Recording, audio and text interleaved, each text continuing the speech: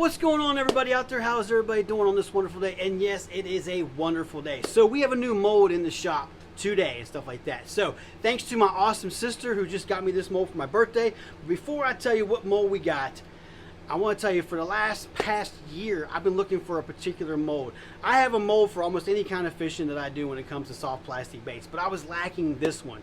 And I was lacking a crawdad mold. I've been looking and looking and looking. I was looking for one that looks real, one that's like really pops out to me and stuff like that, and says like this is the one you need.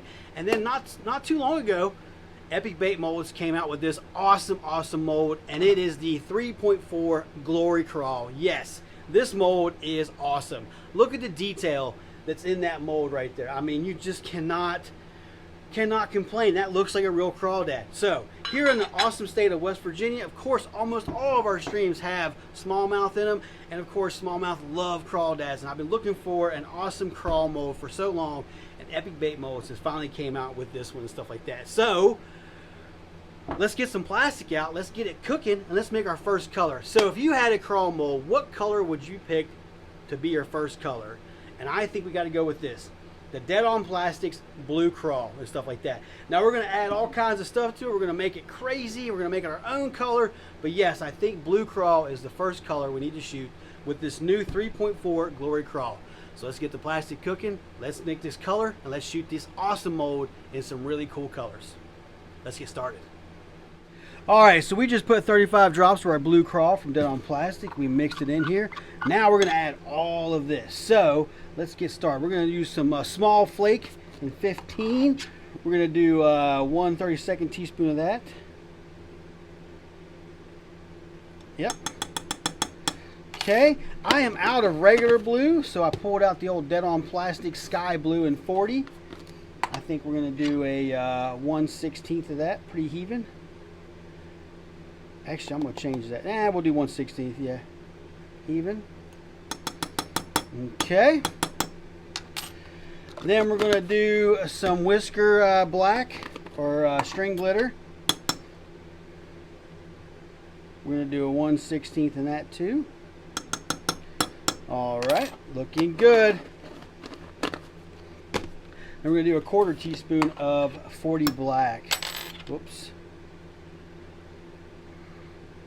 Yep, 1/4 teaspoon. Alright, so there's our glitter. And this is going to really make this bait come alive. But we got something else we're going to add to it too. You can see it over there. 8-Bit Baits is waiting on us over there. Now look at that. Look at that.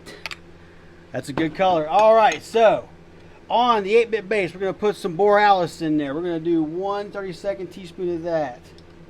This is all in a cup of Plastisol and Dead On Plastics swim bait jerk bait. So 1 32nd teaspoon of that. Alright, let's mix that in. Oh yeah, oh yeah. Yep, we're going to add another 32nd teaspoon of that. It looks good, but we want a little bit more to pop out of it. A little bit more. So it'll be like a 1/16 total. Okay. We're getting there, we're getting there. There we go. Scrape the sides. Look at that already. Look at that. Yes. Then we're going to put some crushed rupees in it in blue from 8-Bit Baits. We're going to do a big one of that. We're going to do a 1/4 teaspoon of this too.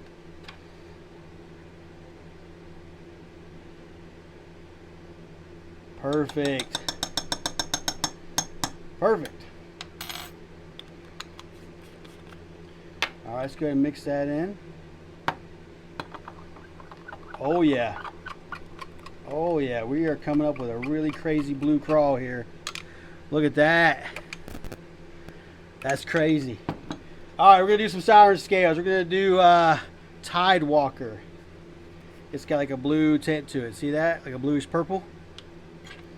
We're going to do that too. We're going to do a 1/4 teaspoon of it too. And this should really make this come alive. And this is going to be our craw, our Blue Craw.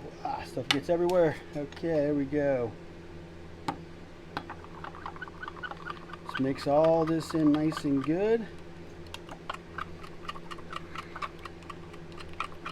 Look at that. There is a lot going on in there. That's a lot going on in there. Yes. Wow, those crushed rupees look good too. All right, let's vacuum this, get the mold in the vise. Let's shoot this. All right, we got this up to temperature, so let's get a good pull. Not sure how much this takes. All right, we're shooting.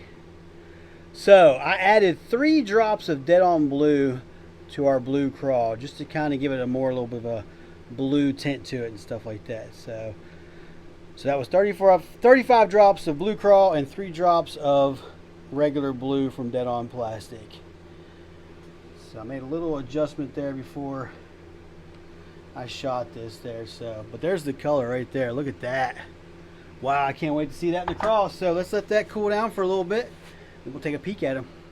All right, first color in the Glory Craw. Here we go. I'm excited. Oh, yeah, look at that. Oh, wow, that is cool. Check that out. Poured great. All the legs came out, the claws, antennas. Yeah, let's take them out of there. Let's pull them out. Oh, yeah, check that out. Let's pull one of these off. Look at that. Yeah. I will take that every day of the week. Man, the detail in that. Look at those claws. That's awesome. I cannot wait to get that to the river. Sweet. Sweet. Alright everybody, so I just want to come in the middle of this video and tell you that it is the next day. So while I was filming yesterday, my buddy called me and said, hey, you want to do the evening fishing? And I said, yes I do.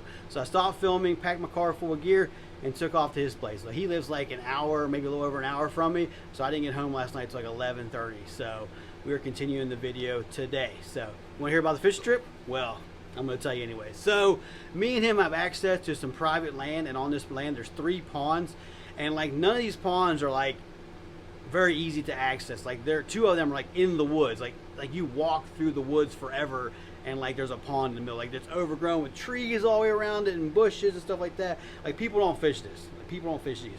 One of the ponds is close to like the gravel road, but it's got like 9-foot tall cattails and stuff like that. Maybe not that tall, but you know what I mean. Like they're very hard. Like I said, people do not fish this. As far as I know, me and him don't really want to fish them, and we have like awesome permission to do this and stuff like that. And we don't overfish them. Like we don't, like it's been way over a month since we fished them and stuff like that. These bass are super wild, super awesome when you catch them. Like they have no human interactions or anything like that. You know what I mean? Like they're just in the woods. You know what I mean? So it's really really cool. I caught 9, he caught 8, which is a very good day. We did all this in like 2.5, 3 hours. Like I said, I got there in the evening, we took off, went to the spot, and we fished to where we almost couldn't see anymore and stuff like that. We had to call it and come back. So awesome day. Like I said, he caught 1 good one, I caught 2 nice ones.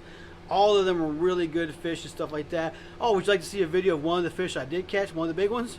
Well, here you go. Check this out, look at that. I told you, man. Yes. Love this fish. All right, so as you can see, like we're on like this old rickety dock. Like it's probably 80 years old and stuff like that. I'm sure somebody used these ponds at one time, but like that dock is beyond repair and stuff like that. We step on it with like super like nervous, you know, make sure and stuff like that. And it's pretty much the only place you can cast like from the dock, you know, into the pond and stuff like that. So as you can see around me, like it's just woods. Like I said, these are like what I would consider wild ponds in the middle of nowhere. So, but back to the video. So we already did a blue. We did a blue craw that turns brown. I thought we need a green, so I picked out this kiwi. So kiwi is a green that turns brown. We're gonna keep this one simple. We're just gonna keep it, you know, with this kiwi. I thought we'd put some medium flake in it in black, and I thought we would put some whisker flake in it. Just keep it simple and see how cool of a green brown we can make and stuff like that. So let's get the plastic out. Let's get it cooking. And let's make this next bait. All right, we are ready to shoot this, so let's do this. I've already have the color made, so save time. I want to shoot one more color in this video of this awesome mold. I think you guys will like the last color we're going to do. So shooting, I'll tell you how I made the color here in just a second. So like I said, we were going to use that kiwi, so I did 40 drops of the Dead On Plastic kiwi, and then I did 10 drops of Dead On Plastic brown to kind of take off that little bit of that green.